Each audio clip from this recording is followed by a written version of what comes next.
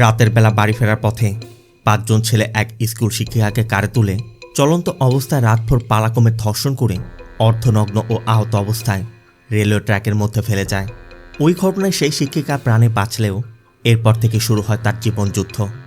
যারা ওই রাতে তার সাথে এই কাজ করল তারা এমন কোনো প্রমাণই রেখে যায়নি যার দ্বারা তাদেরকে ধর্ষক প্রমাণ করা যাবে।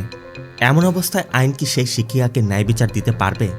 আর ওই নারীর জীবনে তাকে যে সকল পরিস্থিতির মোকাবেলা করতে হয় তাই দেখব আজকের এই মুভির গল্পে।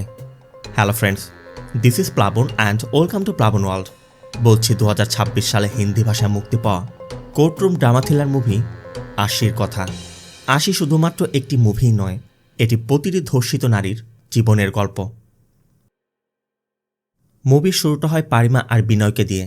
পারিমা একটি স্কুলে শিক্ষকতা করে আর বিনয় একটি সুপার শপের সেলসম্যান। আর এ হচ্ছে তাদের একমাত্র সন্তান ধ্রুব। পারিমা মূলত মালায়ালি। বিনয় ভালোবেসে পরিবারের অমতে পারিমাকে বিয়ে করেছিল, যে জন্য বিনয়ের পরিবার এখনও এটা মেনে নেয়নি। প্রতিদিন সকালে পারিমার বিনয় প্রথমে ধ্রুবকে স্কুল বাসে তুলে দিয়ে যার যার মতো কাজে চলে যায়। এ হচ্ছে কার্তিক। বিনয় যেখানে কাজ করে সেখানে ফ্লোর সুপারভাইজার, আবার বিনয়ের একজন ভালো বন্ধুও বটে। তো বিকেলবেলা সব কাজ শেষ করে ফেরার পথে কার্তিকের পাবলিক প্রসিকিউটর রাবির সাথে দেখা হয়। এখানে বলে রাখি, রাবির বড় বোনের নাম ছিল কাবেরী। সে কার্তিকের ওয়াইফ ছিল। 6 থেকে 7 মাস পূর্বে একটি রোড অ্যাক্সিডেন্টে কাবেরী মারা যায়। এরপর রাবি আজই কার্তিককে দেখল। এখানে রাবির কথায় আমরা আরও জানতে পারি, কাবেরীর অ্যাক্সিডেন্টের পর ডক্টর মাত্র 3 দিনের সময় দিয়েছিল। কাবেরীও কার্তিকের সাথে কথা বলতে একদম ব্যাকুল ছিল, কিন্তু ওই সময় কার্তিকের ফোনটা পর্যন্ত বন্ধ থাকায় রাবি কার্তিকের সাথে যোগাযোগ করতে পারেনি। শেষমেশ 7 দিনের মাথায় হসপিটালে জীবনযুদ্ধ করে কাবেরী মারা গিয়েছিল। তবে মারা যাওয়ার আগে কাবেরী কার্তিকের জন্য কিছু ভয়েস নোট রেকর্ড করে গিয়েছে, যেটা রাবির কাছে রেখে গিয়েছে, যাতে কার্তিক পরবর্তীতে শুনতে পারে। এর জন্য রাবি কার্তিককে কাবেরীর ফোনটা দিয়ে দেয়। অন্যদিকে পারিমার এক কলিগের আজ জন্মদিন। পারিমা সেখানে সবার সাথে আনন্দ করছিল। বিনয় পারিমাকে আনতে গেলে বিনয় এটা দেখতে পেয়ে পারিমাকে বলে যে তুমি সবার সাথে আনন্দ করো, আমি বাড়িতে গিয়ে ধ্রুবকে দেখব। এই জন্য বিনয় যাওয়ার পর পারিমা প্রোগ্রাম শেষ করে একাই বাড়িতে ফিরছিল। বেশ রাত হয়েছে, রাস্তাঘাট একদম জনশূন্য। পারিমা নোটিস করে সাদা রঙের একটি কার তাকে ফলো করছে। তবে পারিমা সেখান থেকে পালানোর আগেই আচমকা কার থেকে 5 জন ছেলে নেমে এসে জোরপূর্বক পারিমাকে কারে তুলে নেয়। এরপর চলন্ত অবস্থায় কারের মধ্যে একে একে পালাক্রমে পারিমাকে ধর্ষণ করতে থাকে। পারিমাও রেসিস্ট করার চেষ্টা করলে ওরা ঘুষি মেরে মেরে পারিমাকে রক্তাক্ত করে একরকম প্রতিযোগিতামূলক ধর্ষণ চালিয়ে যাচ্ছে। একদিকে কে কত সময় পারছে তা কাউন্ট করছে, সাথে ভিডিও বানাচ্ছে। এখানে একটি বিষয় আমরা নোটিস করতে পারি, এদের মধ্যে যে ছেলেটা ড্রাইভ করছিল সে বারবার ওদেরকে নিষেধ করছিল, কিন্তু ওরা কোনো কথাই শুনছে না। অন্যদিকে পারিমা বাড়িতে না ফেরায় পারিমাকে ফোন করেও না পেয়ে বিনয় বেশ চিন্তায় পড়ে গেছে। বিনয় একে ওকে কল করে যাচ্ছে যে কোথাও গিয়েছে কিনা, কিন্তু কোথাও কোনো খোঁজ না পেয়ে বিনয় শেষমেশ পুলিশের দ্বারস্থ হয়। অন্যদিকে ওই 5 নরপশুর যৌন ক্ষুধা মিটে গেলে তারা আহত ও অর্ধনগ্ন অবস্থায় পারিমাকে রেলওয়ে ট্র্যাকের মধ্যে ফেলে চলে যায়। এতক্ষণে সকাল হয়ে এসেছে। ওরা 5 জন পরিচিত একটি কাপড়ের দোকানে গিয়ে সবার কাপড় পরিবর্তন করে নেয় এবং কার্ডটি দোকানদারের কাছে রেখে গেলে সে রক্তের দাগগুলো ধুয়ে ফেলে। অন্যদিকে ওরা ময়লার স্তূপের মধ্যে ওদের ব্যবহৃত কাপড় এবং মোবাইল ফোনগুলো আগুনে জ্বালিয়ে দিয়ে সেখান থেকে পালিয়ে যায়। আর পরবর্তী দিন সকাল হতেই এক ব্যক্তি পারিমাকে রেলওয়ে ট্র্যাকের মধ্যে এই অবস্থায় পড়ে থাকতে দেখে দ্রুত হসপিটালে নিয়ে যায়। খবর পেয়ে বিনয় ধ্রুবকে নিয়ে দ্রুত হসপিটালে এসেই দেখে পারিমার অবস্থা একদম সিরিয়াস। পারিমা কথা পর্যন্ত বলতে পারছে না। তারপরও কোনো মতে পুলিশের কাছে 4 জনের কথা বলে। পারিমা তার স্টেটমেন্ট দেয়। বিনয় তার ছেলেকে একটু দূরে রেখেছে যাতে ও এসব বুঝতে না পারে। আবার খবর পেয়ে কার্তিকও এসেছে। অন্যদিকে পারিমাকে যেখানে ফেলা হয়েছিল পুলিশ সেই স্পটে গিয়ে তদন্ত শুরু করেছে। ফরেন্সিক ডিপার্টমেন্ট এভিডেন্স কালেক্ট করছে। এর মধ্যে এসআই আশুতোষ এসে এসআই সঞ্জয়কে আশেপাশের দোকানগুলো সিসিটিভি ফুটেজগুলো কালেক্ট করতে বলে। আর এভাবে কয়েকটি দেখার পর সিসিটিভি চেক করে ওই কারের নম্বরটাও পাওয়া যায়। সঞ্জয় তথ্য নিয়ে জানতে পারে এই কারটি রিয়েল এস্টেট ব্যবসায়ী দেবরাজের নামে রেজিস্টারকৃত, তবে তার ছেলে নিক্কা ব্যবহার করে। এমনকি আশেপাশের লোকজনের সাথে কথা বলে জানা যায় নিক্কা সবসময় তার 4 বন্ধুকে নিয়ে পাশে একটি পরিত্যক্ত জায়গায় নেশা করে। তথ্যমতো পুলিশ সেখানে গিয়ে ডাম্প করা অবস্থায় সেই কারটি পেয়েও যায়। তাই এভিডেন্স কালেক্ট করতে কারটিকে ফরেন্সিকে পাঠানো হয়। আর এরপর ওই রাতে ওই কারে থাকা নিক্কা, বান্টি, বাল্লু আর ঘোল নামে 4 জনকে অ্যারেস্ট করে কোর্টে নেওয়া হয়। যদিও ওদের পক্ষের আইনজীবী বেইলের জন্য আবেদন করে, কিন্তু কোর্ট তাদেরকে 4 দিনের পুলিশ কাস্টডিতে দিয়ে দেয়। এদিকে আবার বিনয় ধ্রুবকে বাড়িতে রাখতে যাচ্ছিল। আবার গতরাতও ধ্রুবকে সে পাশের বাড়িতে রেখেছিল। আজ ধ্রুবের সাথে কথা বলে বিনয় এটা বুঝতে পারে যে যতই সে আড়াল করার চেষ্টা করুক না কেন, ধ্রুব অন্যদের থেকে স্পষ্ট করে জেনে গেছে যে তার মায়ের সাথে কি হয়েছে আর কারা এটা করেছে। এদিকে কার্তিক হসপিটালে বসে আছে, কিন্তু তার বস বারবার তাকে হসপিটালে আসতে নিষেধ করছিল, কারণ এমনিতেই কাবেরীর বিষয় নিয়ে কার্তিকের মধ্যে একটা গিল্ট কাজ করছিল। সে ধারণা করছে হসপিটালে এলে কার্তিকের মানসিক অবস্থার পরিবর্তন হতে পারে। পারিমাও বারবার হ্যালুসিনেট করছে। এমন অবস্থায় পরিবারের কারো সঙ্গ প্রয়োজন। তাই ডক্টরের কথায় কার্তিক পারিমার কাছে গিয়ে বসে এবং পারিমার এই পরিস্থিতি দেখে কার্তিক হসপিটাল থেকে ফিরেই তার স্ত্রী কাবেরীর মারা যাওয়ার আগে যে ভয়েস নোট রেকর্ড করে গিয়েছিল সেই নোটগুলো শুনে। কাবেরীও ভালো করে জানত যে কার্তিক আসার আগে যদি কাবেরী মারা যায় তাহলে কার্তিক সারা জীবন নিজেকে ক্ষমা করতে পারবে না, কিন্তু সবশেষে সেটাই হচ্ছে। এই সেই জায়গা যেখান দিয়ে রাস্তা ক্রস করার সময় একটি কার এসে কাবেরীকে হিট করেছিল। কার্তিকের কাছে সেই সিসিটিভি ফুটেজটিও আছে, আর ফুটেজ দেখে বোঝা যাচ্ছে ওরা নিশ্চয় ড্রাঙ্ক অবস্থায় ড্রাইভ করছিল, কিন্তু ওদের বিরুদ্ধে অ্যাকশন নেওয়ার জন্য কোনো সুযোগ তাদের কাছে নেই, কারণ সিসিটিভিতে কারের কোনো নম্বর প্লেট দেখা যায়নি।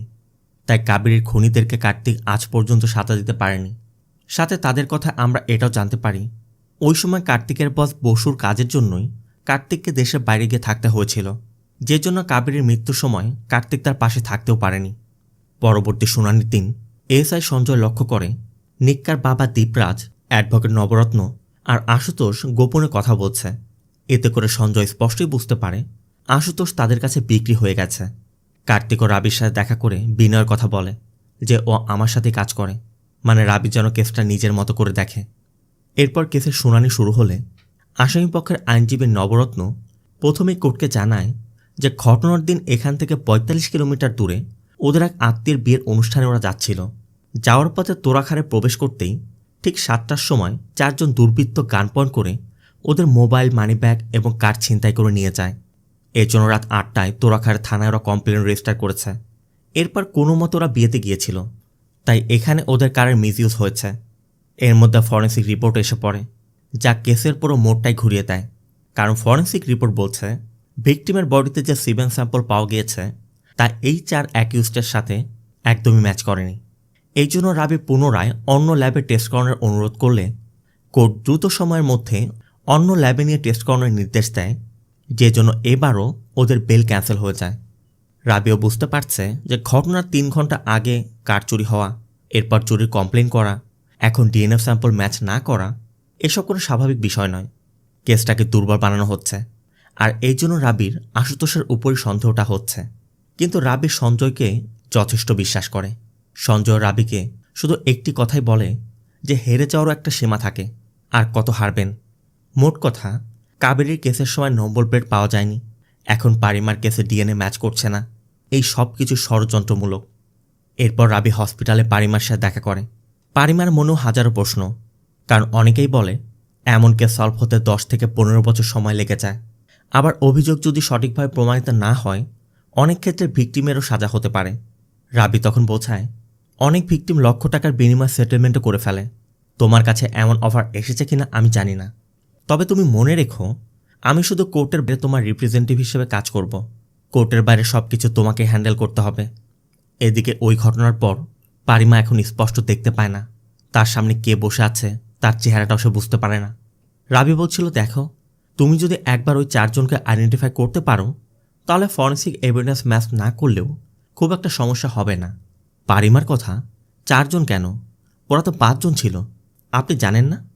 রাবির কথা এফআইআরে তো 4 জনের নাম লেখা, 4 জনই তো অ্যারেস্ট হয়েছে। পারিমা বলে 5 জন ছিল, একজন ড্রাইভ করছিল, সে বাধা দেওয়ার চেষ্টা করছিল। রাবি তখন নিক্কার কথা বলে। পারিমা বলে আমার শুধু 2 জনের নাম মনে আছে, যে আমাকে জোর করে কারে তুলেছিল ওর নাম সমীর, আর সবাই বলাবলি করছিল সমীর হ্যারির বন্ধু, ও আগে কার থেকে নেমে গিয়েছিল। কিন্তু সে বলছে তার নাম হ্যারি নয়, হারিন্দর, আর সমীর নামে তার কোনো বন্ধু নেই। এমনকি ওই 4 জনও কোনো কিছু স্বীকার করছে না। এর জন্য পরবর্তী শুনানির দিন পুলিশ কোর্টের কাছে নিজেদের দোষ স্বীকার করে যে হয়তোবা আমাদেরই কোথাও ভুল হয়েছে। আমরা 2বার তার স্টেটমেন্ট নিয়েছি, 2বারই 4 জনের কথা শুনেছি। তবে যেহেতু ওই সময় সে ঠিকমতো কথা বলতে পারছিল না, এর জন্য হয়তোবা তার বলার মিস্টেক হতে পারে বা এদের শোনারও মিস্টেক হতে পারে। তবে পঞ্চম যে অ্যাকিউজডের নাম এসেছে তাকে এখনও পর্যন্ত পুলিশ আইডেন্টিফাই করতে পারেনি। আবার ডিএনএ টেস্টের রেজাল্টও এসে পড়েছে, এখানেও ম্যাচ করেনি। রাবি তখন কোর্টকে আইডেন্টিফিকেশন প্যারেডের কথা বলে যে আমরা ডেট ফিক্স করেছি, ততদিন পর্যন্ত ওদেরকে কাস্টডিতে রাখতে হবে। কিন্তু অ্যাডভোকেট নবরত্নর কথা, ভিকটিম তো ঠিকমতো দেখতেই পায় না, কতদিন নাগাদ তার ভীষণ ঠিক হবে তার কোনো নিশ্চয়তা নেই। আর এখানে স্পষ্ট প্রমাণ আছে যে কার্ডটা ওরা টাইপ করছিল না, ওদের কার্ড চুরি হয়েছিল। এখানে আমরা নিজেরাও ভিকটিম, কেউ একজন দয়া করে লিফট দিয়েছিল, তাই ওরা বিয়েবাড়িতে পৌঁছাতে পেরেছিল। রাবির কথা যে লিফট দিয়েছিল তার কারের ফটো দেখান, নবরত্নর কথা কারের ফটো কে রাখে। রাবিরও একই কথা, কার চুরি হয়ে যাওয়ার পর কে বিয়েতে যায়। তারপর রাবির কথা, পুলিশ এখনও পর্যন্ত পঞ্চম অ্যাকিউজকে অ্যারেস্ট করতে পারেনি। ওদেরকে ছেড়ে দিলে হয়তোবা এটা জটিল হতে পারে, তাই রাবির 14 দিনের পুলিশ কাস্টডি দাবি করে। কিন্তু জাজ সোজা বলে দেয়, একে তো ডিএনএ ম্যাচ করেনি, গাড়ি চুরির কমপ্লেন রেজিস্টার করেছে, বিয়েতে উপস্থিত থাকার ফটো আছে, সব তথ্য প্রমাণ ওরা হাজির করেছে। আপনিও কোনো তথ্য প্রমাণ দেখান, তখন আমি বিশ্বাস করব। তাই কোর্ট ওই 4 জন অ্যাকিউজডকে একটি শর্তে জামিন দেয় যে প্রতিদিন তাদেরকে নিকটস্থ থানায় গিয়ে সিগনেচার করে আসতে হবে। সাথে কার চুরির কমপ্লেন রেজিস্টার করার যে থানার কথা বলা হয়েছে, ওই থানার কোন অফিসার কমপ্লেন রেজিস্টার করেছিল আগামী শুনানির দিন তাকেও হাজির করতে বলা হয়। এরপর দীপরাজ তার ছেলে এবং 3 বন্ধুকে নিজের কারো করে কোর্ট থেকে নিয়ে যায়। এদিকে আজই দীপরাজের মেয়ের এনগেজমেন্ট। কোর্টে কোনো কিছু হলে মেয়ের বিয়ে ভেঙে যেতে পারে, তাই দীপরাজ সবকিছু একদমই গোপন রেখেছে। তবে দীপরাজ ভালো করেই জানে তার ছেলে কি করেছে, তাই বাড়িতে ফিরে দীপরাজ তার গান বের করে নিক্কার হাতে দিয়ে বলে যে এখন তুই আমাকে মেরে ফেল। তবে নিক্কার মা বাধা দেওয়ার চেষ্টা করে, তার কথা কার তো চুরি হয়েছিল, ও তো কিছু করেনি। কিন্তু দীপরাজ জানায় আসলে কার চুরি হয়নি, সেই নিজের ছেলেকে বাঁচাতে কার চুরির মিথ্যা নাটক সাজিয়েছে। তবে সব কিছু শোনার পরও নিক্কার মা দীপরাজকে বোঝায় যা হয়েছে হয়ে গেছে, এখন এগুলো নিয়ে আমাদের মধ্যে কোনো ঝামেলা করা যাবে না। সামনে আমার মেয়ের বিয়ে, আমি কোনো রক্ত দেখতে চাই না। যেটা আপনি বলেছেন আজকের পর থেকে কেউ যেন কিছু জানতে না পারে, মানে নিজের ছেলে যত অন্যায় করুক না কেন সব কিছু এখন ধামাচাপা দেওয়ার চেষ্টা করা হচ্ছে। আবার পারিমাকেও হসপিটাল থেকে রিলিজ করে বাড়িতে আনা হয়েছে। কোর্টের নির্দেশে তাদের সিকিউরিটির জন্য পুলিশ পাঠানো হয়েছে। যদিও পারিমার সাথে যা কিছু হয়েছে তার জন্য বিনয় কোর্টের উপর সম্পূর্ণ আস্থা রেখেছে, সে আইনি লড়াই চালিয়ে যাচ্ছে।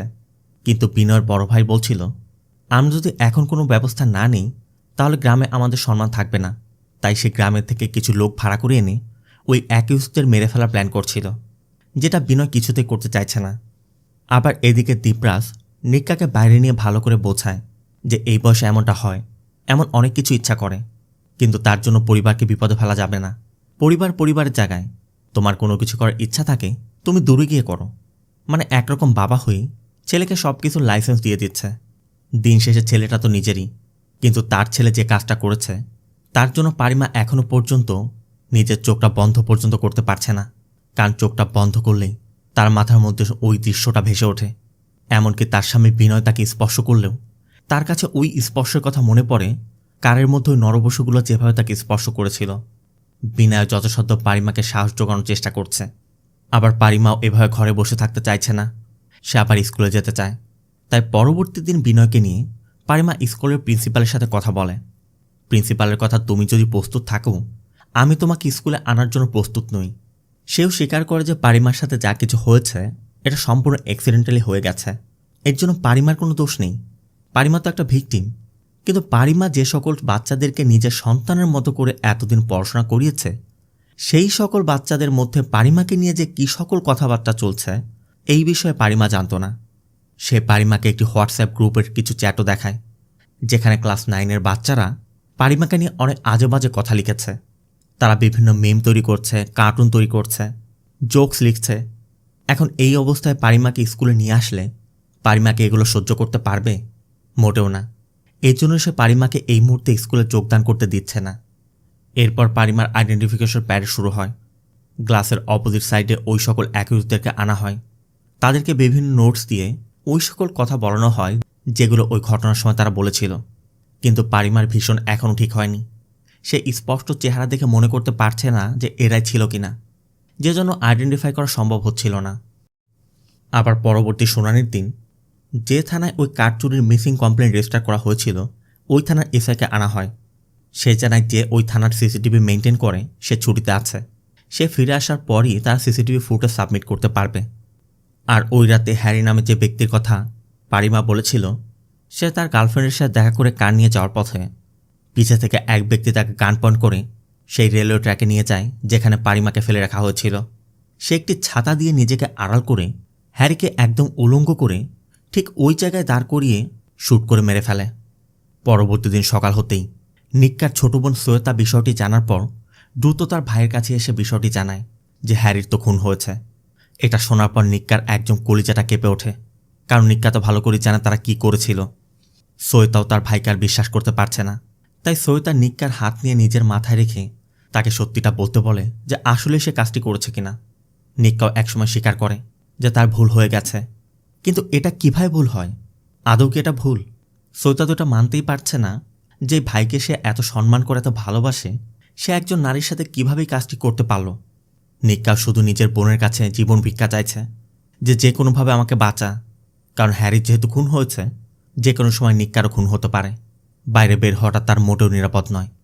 আর অন্যদিকে হ্যারির খুনের খবর ছড়িয়ে পড়া মাত্রই পুরো দেশে এখন ওই ব্যক্তিকে বাহবা দেওয়া হচ্ছে যে ছাতা মাথায় নিয়ে হ্যারিকে খুন করেছে। সবাই তাকে ছাতা মানব বলে উপাধি দিচ্ছে, কারণ সবার মতে এই সকল ব্যক্তিদের সাথে এমনটাই করা উচিত। কেউ তো অন্তত একটা পদক্ষেপ নিয়েছে।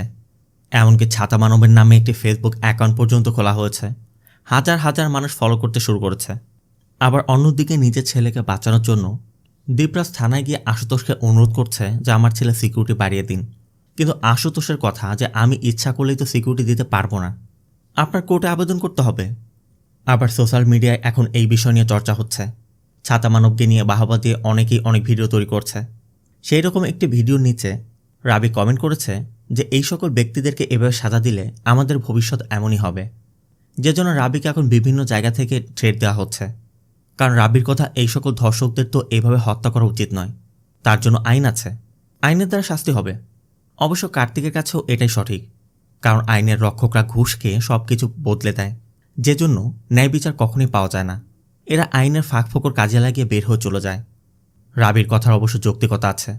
রাবির কথা ধর্ষণের জন্য যদি কাউকে খুন করা হয়, তাহলে কাল তো খুনের জন্য আবার আরেকজনকে ধর্ষণ করা হতে পারে, তো এটা তো আর ভবিষ্যৎ হতে পারে না। এমনটা করলে তো একটার পর একটা এভাবে চলতে থাকবে। আবার অন্যদিকে পারিমাও আইনের উপর বিশ্বাসী। সে বিশ্বাস করে আইন তাকে ন্যায় বিচার পাইয়ে দেবে, ওই সকল অপরাধীদের শাস্তি দিবে। সেও চাচ্ছে না তাদেরকে হত্যা করা হোক, কিন্তু তারপরও তার ধর্ষকদের খুনের খবর পেয়ে একটু হলেও সে শান্তি অনুভব করছে, তার মধ্যে একটা আনন্দ কাজ করছে, আর এটা হওয়াটাই স্বাভাবিক। আবার ছাতা মানবের ওই কর্মকাণ্ডের পর দেশের বিভিন্ন জায়গায় ছাতা ব্যবহার করে এমন অকারেন্স করা হয়েছে, যে জন্য অ্যাকিউজদের পরিবার এখন তাদেরকে নিয়ে খুব চিন্তায়। তাই পরবর্তী শুনানির দিন অ্যাডভোকেট নবরত্ন কোর্টকে অনুরোধ করে যে ওদেরকে যে শর্ত দেওয়া হয়েছে যে প্রতিদিন ওরা থানায় গিয়ে সিগনেচার করবে, এটা যেন কনসিডার করা হয়। কিন্তু জাজের কথা এটা কোনোভাবেই সম্ভব নয়, যে কোনো মূল্যে ওদের থানায় রিপোর্ট করতেই হবে, আর এটা করতে না পারলে ওদের বেল ক্যান্সেল হয়ে যাবে। আবার গতদিন ওই থানার এসআইকে বলার পর সেই থানার অপারেটরকে আজ পাঠানো হয়েছে।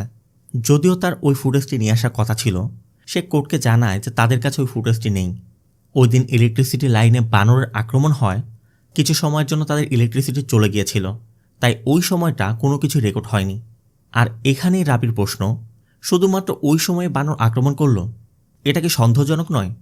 তবে সব কিছু বোঝার পর জাজ আশুতোষকে চার্জশিট ফাইল করতে বলে, সাথে এটাও বলে এই কেসটাকে তারা ফাস্ট ট্র্যাকে পরিচালনা করবে। তো চার্জশিট ফাইল হওয়া মাত্রই তো কেসের ট্রায়াল শুরু হবে। এখন রাবিকেও সকল তথ্যপ্রমাণ জোগাড় করতে হবে। তাই রাবি এসআই সঞ্জয়কে নিয়ে সেই লোকেশনে যায় যেখানে সিসিটিভিতে ওদেরকে এখানে চা খেতে দেখা গেছে। সঞ্জয় জানায় প্রথমে যখন সে তদন্ত করতে এখানে এসেছিল, চায়ের দোকানে বলেছিল ওরা এখানে চা খেয়েছে, কিন্তু পরবর্তীতে যখন সে এসেছে তখন দেখেছে চায়ের দোকানে তার ব্যবসা গুটিয়ে এখান থেকে পালিয়েছে। আবার ঠিক এর পাশেই ওরা কাপড়গুলো পুড়িয়েছিল। আবার পিছের এটিএমের ফুটেজে ওদেরকে এখানে আসতে দেখা গিয়েছিল।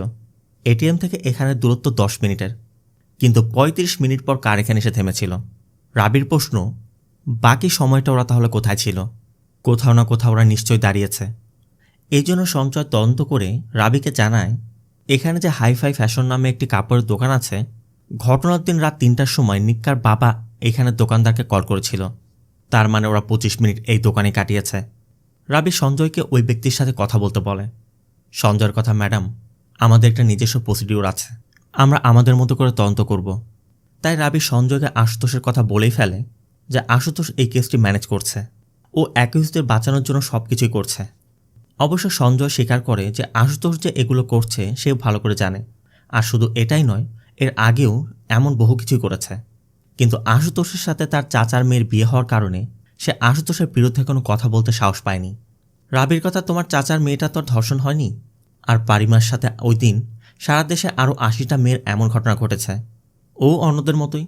মানে রাবি সঞ্জয়কে একটু খোঁচা মেরে বলল। এরপর রাবি তার অফিসে গেলে অ্যাডভোকেট নবরত্ন রাবির সাথে দেখা করে তাকে একটি অফার দেয়, সাথে এটাও বলে যদি তোমার পছন্দ হয় তুমি অ্যাকসেপ্ট করবে, নয়তো অ্যাকসেপ্ট করার প্রয়োজন নেই।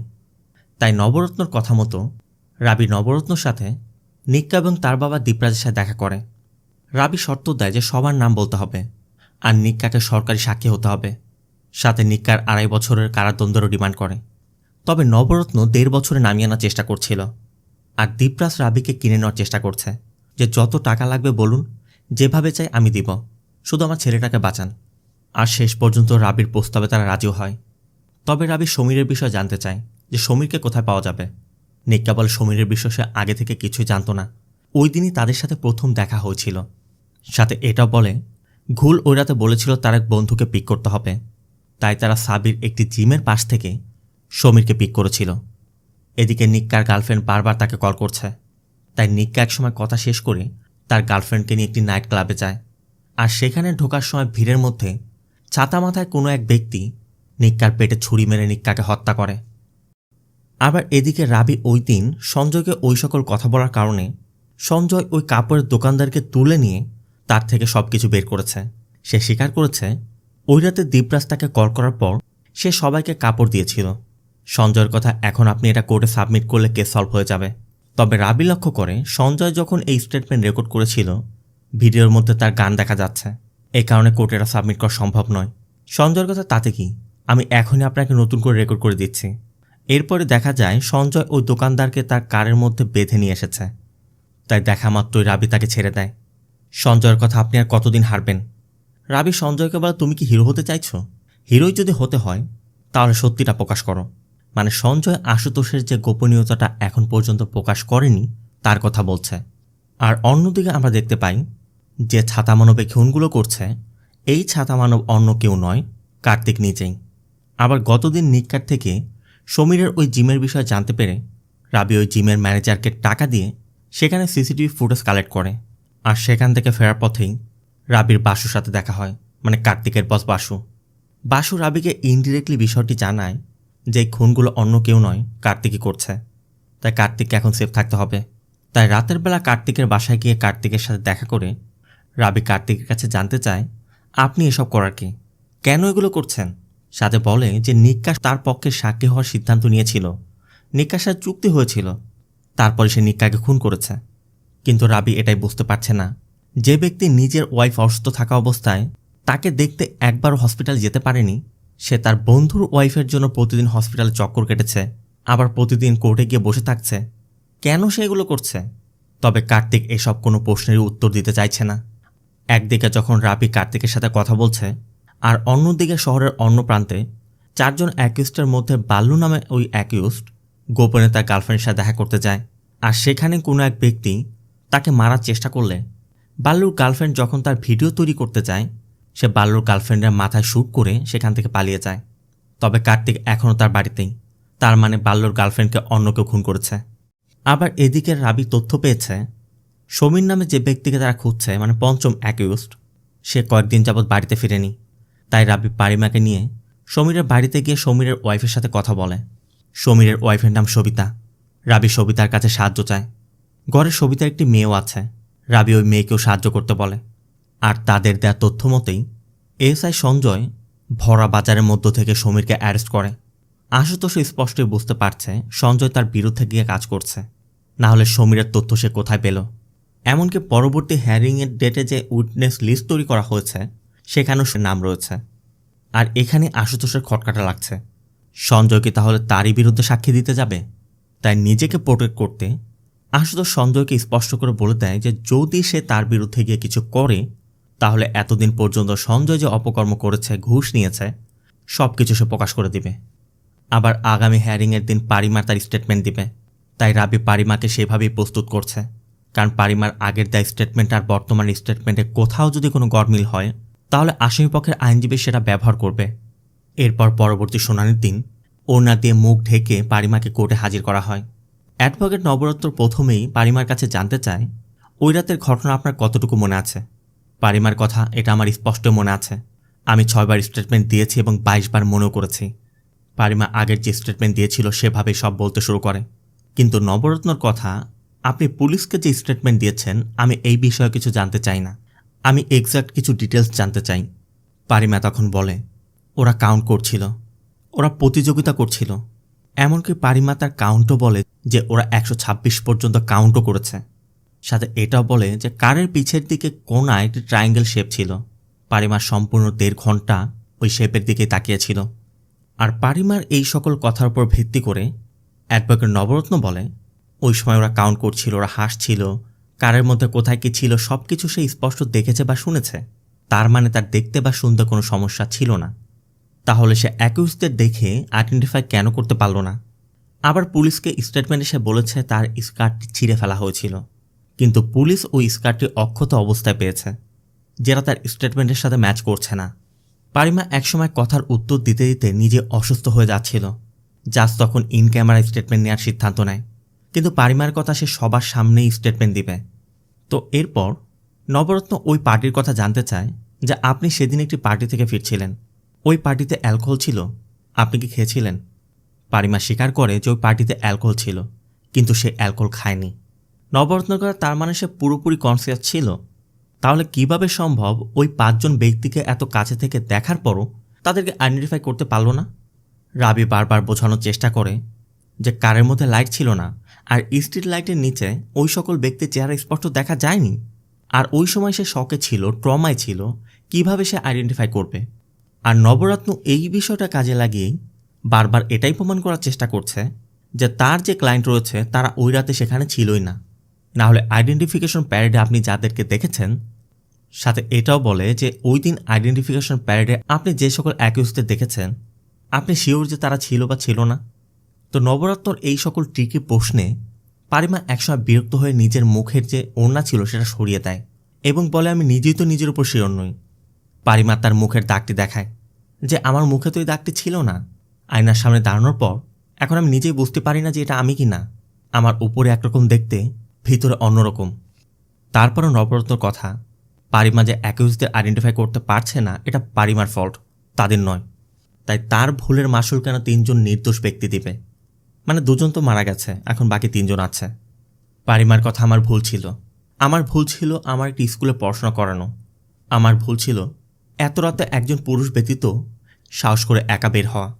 পারিমা তার স্কুলের ওই সকল বাচ্চাদের কথা বলে যে যাদেরকে আমি 6 বছর যাবৎ নিজের সন্তানের মতো করে পড়াশোনা করাচ্ছি, তাদের ভিতর থেকে একজন তাদের হোয়াটসঅ্যাপ গ্রুপে লিখেছে আমাকে যখন কারের মধ্যে ধর্ষণ করা হচ্ছিল তখন ওদের মধ্যে কেউ তাকে কেন ইনভাইট করলো না? সে আমার স্টুডেন্ট ছিল, আমার নিজের বাচ্চার মতো। আমার অনেক ভুল, এখন আমাকে ফাঁসিতে চড়িয়ে দিন। কোর্ট সেদিনের মতো শেষ হয়। আর পরবর্তী দিন শুনানির জন্য আসা মাত্রই রাবি যখন কোর্টে প্রবেশ করছিল তখন পিছে থেকে এক ব্যক্তি রাবির উপর কালি ছুঁড়ে মারে। তারপর রাবি এই অবস্থায় কোর্টের অধিবেশনে প্রবেশ করে। যদিও জাজ বলছিল যে রাবি চাইলে অন্য দিন ডেট নিতে পারে বা সে ব্রেক নিতে পারে, কিন্তু রাবির কথা, শুনানি তো আজই হবে, রাবি এই অবস্থাতেই কেস লড়বে। তাই জাজের পারমিশন নিয়ে রাবি শুরু করে। রাবি প্রথমেই বলে যে ডিফেন্স লয়ার বলেছে গাড়ি চুরি হয়েছে, থানায় কমপ্লেন করা হয়েছে, কিন্তু এফআইআর যখন রেজিস্টার করা হয়েছিল ঠিক ওই সময়ের সিসিটিভি ফুটেজ পাওয়া যায়নি। ঠিক ওই সময়টাতেই বানর তার কেটে দিয়েছে। আমি মানছি গাড়ি চুরি হয়েছে, মোবাইল ফোন চুরি হয়েছে, পার্স লুট করে নিয়েছে, তারপরও তাদের বিয়েতে যাওয়াটা খুব জরুরি ছিল। এজন্য অন্য কারে লিফট নিয়ে বাসে করে কোনো না কোনোভাবে বিয়ের প্রোগ্রামে পৌঁছে গেছে। বিয়েতে তাদের ফটো আছে, কিন্তু ফটোগুলো নেওয়া হয়েছে বিয়ের ঠিক পরে, সবগুলো সকালের, রাতের কোনো ফটোই নেই। মেনে নিলাম তারা হয়তো বা রাতে সময় পায়নি। আবার ডিএনএ স্যাম্পল ম্যাচ করলো না, সেটাও মেনে নিচ্ছি। ভিকটিম অ্যাকিউজদের আইডেন্টিফাই করতে পারছে না, সেটাও মানছি। এখন তাহলে কি হবে? কেস বন্ধ হয়ে যাবে? আজ আমার কাছে 8 বছরের একটি মেয়ের একটি কেস এসেছে, কাল ওই কেস নিয়ে আমি আসব। ওই কেসটাও কি এভাবে বন্ধ হয়ে যাবে? ওই মেয়েটা ফুটপাতে থাকতো, তো ডেফিনেটলি ও নিজে কোনো আইডেন্টিফাই করতে পারবে না, কোনো এভিডেন্স থাকবে না। তবে এরপরই রাবি বলে যে আপনি আমাকে বলেছিলেন যে কোনো ফটো বা আইডি থাকলে নিয়ে আসতে, আমি নিয়ে এসেছি। রাবি বান্টির বোনকে ডাকে এবং বিয়েতে তোলা বান্টিদের ফটোটি কোর্টকে দেখায় যে এখানে বান্টির গায়ে একটি ফ্লোরাল শার্ট দেখা যাচ্ছে। রাবি বান্টির বোনের কাছে জানতে চায় যে আপনি এর আগেও আপনার ভাইয়ের এই শার্টটি কখনো তাকে পরতে দেখেছেন? বান্টির বোন বলে মাঝে মাঝে দেখেছি, কিন্তু রাবির কথা শুধুমাত্র বিয়ের ফটোটা সত্য প্রমাণ করতে সে এই কথা বলছে, কারণ বান্টিকে বাঁচাতে বোন মিথ্যা বলতেই পারে। কিন্তু বান্টির সোশ্যাল মিডিয়া প্রোফাইল তো আর মিথ্যা বলবে না। যে বান্টির সোশ্যাল মিডিয়া অ্যাকাউন্ট বলছে বান্টি গত 1 বছরে মোট 10টি বিয়েতে অ্যাটেন্ড করেছে, আর প্রত্যেকটি বিয়েতে সে স্যুট পরে গিয়েছিল। এখানে বিভিন্ন প্রোগ্রামে বান্টির 3টি ভিন্ন স্যুট দেখা যাচ্ছে, যেগুলো সে অদল বদল করে পরেছে। এমনকি কোনো ফটোতেই বান্টির ফ্লোরাল কোনো শার্ট নেই। তো যে ব্যক্তি ফ্লোরাল শার্ট পরেই না, সবসময় বিয়েতে স্যুট পরে যায়, সে হঠাৎ করে একটি বিয়ের প্রোগ্রামে ওই ফ্লোরাল শার্ট কেন পরে যাবে? নবরত্নর কথা, একজন ব্যক্তি যে কোনো সময় যে কোনো শার্ট পরতেই পারে, এটা তার স্বাধীনতা। কিন্তু রাবি এরপর বান্টির বোনের কাছে জানতে চায় আপনি কখনো আপনার ভাইয়ের ব্ল্যাক কালারের কোনো টি শার্ট দেখেছেন যার সাথে স্কাই লেখা রয়েছে? এই বিষয়ে বান্টির বোন কোনো কথাই বলতে পারছে না। এরপর রাবি হাইফাই ফ্যাশনের সেই দোকানদারকে জিজ্ঞাসাবাদ শুরু করে এবং তার কাছে জানতে চায় যে ঘটনার দিন রাত ঠিক 3টা বাজে দীপরাজ আপনাকে কল করেছিল, আপনাদের মধ্যে কি কথা হয়েছিল? সে স্পষ্ট বলে দেয় ভুলক্রমে কল করেছিল। অনেক সময় আমি হ্যালো হ্যালো করেছি, সে ঘুমিয়েছিল, এর জন্য আমি কল কেটে দিয়েছি। কিন্তু রাবি তাদের কল রেকর্ড দেখায়, যেখানে স্পষ্ট দেখা যাচ্ছে রাত 3টার সময় তাদের মধ্যে 4 মিনিট কথা হচ্ছে। ভুল করে তো আর কেউ 4 মিনিট এভাবে রেখে দিতে পারে না, নিশ্চয় তাদের মধ্যে কোনো কথা হয়েছে। রাবি এটাও প্রমাণ করতে চায় যে বান্টিদের গায়ে যে ফ্লোরাল শার্টগুলো ছিল, ওই শার্টগুলো তার দোকানে বিক্রি করা হয়। তবে এটা কোইন্সিডেন্সও হতে পারে। এরপর রাবি এসআই সঞ্জয়কে ডাকে, আর সঞ্জয়কে জিজ্ঞাসাবাদের এক পর্যায়ে সঞ্জয় জানায় তাদের থানার এভিডেন্স রুমে পারিমার যে ডিএনএ স্যাম্পল রাখা হয়েছিল সেটা অনেক আগেই টেস্ট করা হয়েছিল। ওই স্যাম্পল তো অন্য কারোর, তাই যতবারই টেস্ট করা হোক না কেন সেগুলো নেগেটিভই আসবে। আর এটা শোনার পরই যা জানতে চায় যে ওই ডিএনএ স্যাম্পল তাহলে কে নষ্ট করেছে, বা এটা পরিবর্তন করতে সঞ্জয়ের কোনো হাত ছিল কিনা। সঞ্জয় জানে যে আমার নিজের কোনো হাত নেই, পরবর্তীতে আমি জানতে পেরেছি। এমনকি সঞ্জয় একসময় এসআই আশুতোষের কথা স্বীকারও করে যে সেই এসব করেছে। সঞ্জয় এটাও বলে যে আমি জীবনে অনেক ঘুষ নিয়েছি, কিন্তু তার একটা লিমিট ছিল। সঞ্জয় এটাও বলে যে আমার কথা আপনারা বিশ্বাস করলে করতেও পারেন, না করলে নাও পড়তে পারেন, এটা আপনার ইচ্ছা। আর এখানে সেদিনের মতো কোর্টের শুনানি শেষ হয়। আর পরবর্তী শুনানির দিন রাবি পঞ্চম অ্যাকিউজড সমীরের মেয়েকে উইটনেস হিসেবে ডাকে, সাথে সমীরের মেয়ের কয়েকটি ক্লাসমেটও এসেছে।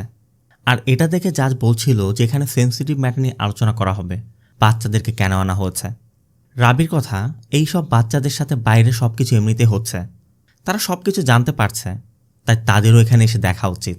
আবার নবরত্নের কোনো অবজেকশন না থাকায় বাচ্চাদেরকে অ্যালাউ করা হয়। আর এরপর সমীরের মেয়ে জানায় ঘটনার রাত 11টার দিকে তার যখন ঘুম ভেঙে যায় সে নিচে তার বাবাকে তার কাপড় চোপড় পরাতে দেখেছে। এমনকি ওই সময় তার বাবার গলার দিকে আঁচড়ের দাগও দেখেছিল। রাবি কোর্টকে এটাও জানায় সমীরই ছিল প্রথম অ্যাকিউজড যে কিনা পারিমাকে জোরপূর্বক কারে তুলেছিল, কিন্তু সবার আগে কার থেকে নেমে গিয়েছিল। আর এই সমীরকে ওরা সবাই সাবি মোড়ের জিমের সামনে থেকে পিক করে নিয়েছিল। যখন ওরা পিক করেছে তখন রাত 9:28।